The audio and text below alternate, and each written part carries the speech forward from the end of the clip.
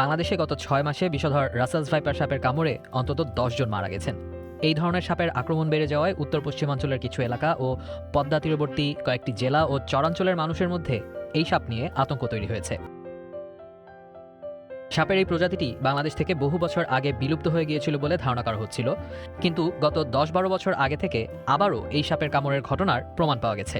বাংলাদেশের রাসেলস ভাইপারের পুনরাবির্ভাব ও এই সাপ থেকে মানুষের ঝুঁকির বিষয়ে গবেষণা করেছেন চট্টগ্রাম বিশ্ববিদ্যালয়ের প্রাণীবিদ্যা বিভাগের অধ্যাপক ফরিদ হাসান। ফিরে আসার যে কারণগুলো, বরেন্দ্র এলাকায় সাধারণত আগে একটা ফসল হতো, একটা ফসল হলে অন্য সময়টা মাঠ খালি থাকতো, এদের খাবার অভাব হতো। খাবার বলতে গিয়ে মূলত ইঁদুর।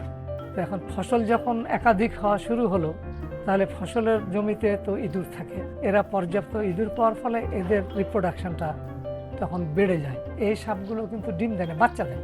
বাচ্চা সরাসরি দেওয়ার ফলে এদের রিপ্রোডাকশন রেটটা হাই হয় এবং বাচ্চাগুলো দেখা যায় পানিতে গেলে কচুরিপানা থাকলে সেটাতে সেল।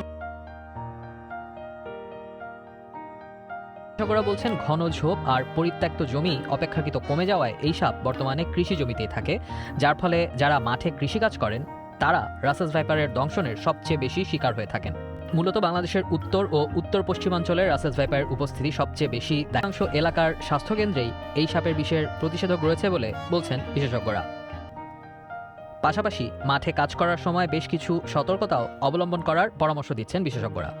যখন ফসল কাটবে এ সময় আমার কাছে অনেকে কি করবে, তাদেরকে সাজেশন শুধু দুটো দিতে পারছি, তিনটি। সেটি হলো যে পারলে তারা গামবুট ব্যবহার করুক, জিন্সের ট্রাউজার এবং একটা বড় হালকা লাঠি দিয়ে যেন আগে একটু ফসলের গোড়াটা নাড়িয়ে দিলে সাপটা সরে যাবে।